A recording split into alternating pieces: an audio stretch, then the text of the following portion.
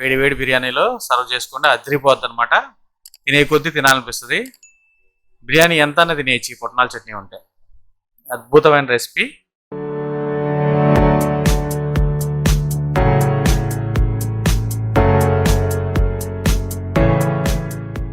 Hi friends, welcome to my channel.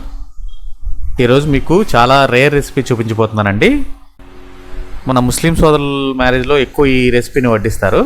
అదే పుట్నాల చట్నీ అండి. ఇది మన కృష్ణా జిల్లాలో చాలా ఫేమస్. ఏ పెళ్ళికి వెళ్ళినా, ముస్లిం పెళ్ళికి, ఏ కార్యక్రమానికి వెళ్ళినా బిర్యానీతో పాటు కంపల్సరీ ఈ రెసిపీ ఉండాల్సిందే. అదే పుట్నాల చట్నీ అండి. ఆ పుట్నాల చట్నీని మీకు ఎలా చేసుకోవాలో చూపిస్తాను. దానికి కావాల్సిన పదార్థాలు: పుట్నాలు, ఒక నిమ్మకాయ సైజ్ అంత చింతపండు, కారం, ఉప్పు, కొత్తిమీర, ఉల్లిపాయ ముక్కలు, ఫ్రైడ్ ఆనియన్స్. ఇవి కావాల్సిన పదార్థాలు. ముందుగా మనం ఈ పుట్నాలని మిక్సీ చేసుకుందాం. దాన్ని చక్కగా మంచి పౌడర్ కింద గ్రైండ్ చేసి పెట్టుకుందాం. పుట్నాలని చక్కగా పౌడర్ కింద చేసి మనం బౌల్ తీసుకున్నాం కదా, ఆ బౌల్లో వేసుకోండి. దాంతోపాటు కారం ఒక 2 టేబుల్ స్పూన్లు పడుతుంది.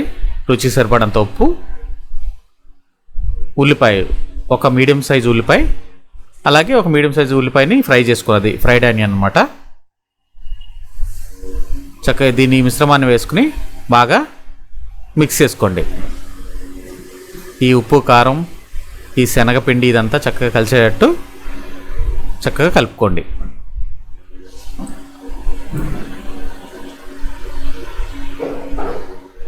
రుచి మాత్రం చాలా అమోఘంగా ఉంటుంది అన్నమాట.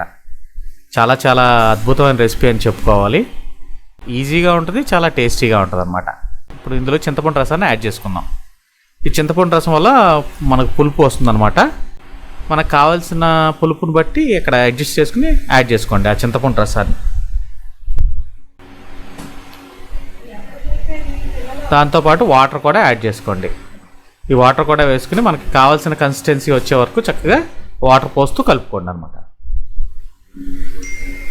బాగా తిక్కుగా ఉండకూడదు, బాగా పలుసుగా ఉండకూడదు అనమాట.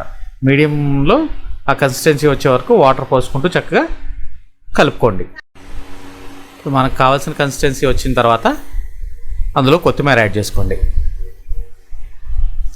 దీనికి ముఖ్యంగా ఇక్కడే చూడాలి మీరు, అందుకని వీడియోని ఎక్కడ స్కిప్ చేయకుండా చివరకు చూస్తేనే. ఈ రెసిపీలో టెక్నిక్ అంతా లాస్ట్లోనే ఉంటుంది అనమాట. దీనికి తాలింపు అంటారా, ఆ తాలింపు ఎలా పెడతానో మీకు చూపిస్తాను. ఇప్పుడు చూడండి. ముందుగా మనం బొగ్గు ఉంటుంది కదండి, ఆ బొగ్గుని చక్కగా కాల్చుకోండి. అది మొత్తం పూర్తిగా కాలే వరకు కాల్చుకోండి. మనం కలుపుకున్న మిశ్రమంలో ఆయిల్ యాడ్ చేసుకుని ఈ బొగ్గుని, మనం కాల్చుకున్న బొగ్గుని అందులో ప్లేస్ చేసుకోండి. ఇప్పుడు ఏమవుతుందంటే దీనికి మంచి స్మోకీ ఫ్లేవర్ వస్తుంది అనమాట. ఆ స్మోకీ ఫ్లేవరే ఈ పుట్నాల చట్నీకి మంచి టేస్ట్ అనమాట. దాన్ని ఒక 10 నిమిషాలు అలా ఉంచేసి ఆ స్మోకీ ఫ్లేవర్ అంతా వచ్చిన తర్వాత అందులో ఉన్న ఆ బొగ్గు ముక్కను తీసేసి పక్కన పెట్టేసుకోండి. చక్కగా ఒకసారి కలుపుకుని వేడి వేడి బిర్యానీలో సర్వ్ చేసుకోండి. అదిరిపోద్ది అనమాట. తినే కొద్దీ తినాలనిపిస్తుంది. బిర్యానీ ఎంత అన్నది తినేయచ్చు ఈ పుట్నాల చట్నీ ఉంటే. అద్భుతమైన రెసిపీ.